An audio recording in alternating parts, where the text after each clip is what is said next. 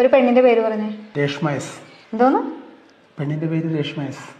Reshma S. ആരാണ് രേഷ്മ? ഒരു പെണ്ണ്. ഒരു പെണ്ണ്. ഒരു പെണ്ണിന്റെ പേര് പറയുമ്പോഴത്തേക്ക് നിങ്ങളുടെ മുന്നിൽ ഒരു പെണ്ണിരിപ്പുണ്ടല്ലോ, എന്റെ പേര് പറയാൻ പാടില്ലേ? അതിന് നിന്റെ പേര് പറയാനല്ലേ പറഞ്ഞത്, ഒരു പെണ്ണിന്റെ പേര് പറയാനല്ലേ പറഞ്ഞത്.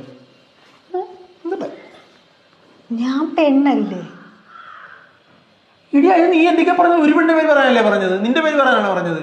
വേറൊരു പെണ്ണിന്റെ പേരെന്നല്ല ഉദ്ദേശിച്ചത്. അങ്ങനെയാണ് നിങ്ങളുടെ അമ്മയുടെ പേര് പറയാറുന്നല്ല, അല്ല നിങ്ങളുടെ മോളുടെ പേര് പറയാറുന്നല്ല, പോട്ടെ ഏതെങ്കിലും സഹോദരികളുടെ പേര് പറയാറുന്നല്ല.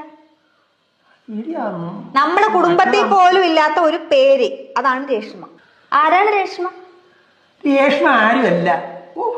ആരുമല്ലാത്ത രേഷ്മേനെ നിങ്ങൾ എന്തിനു പറഞ്ഞു?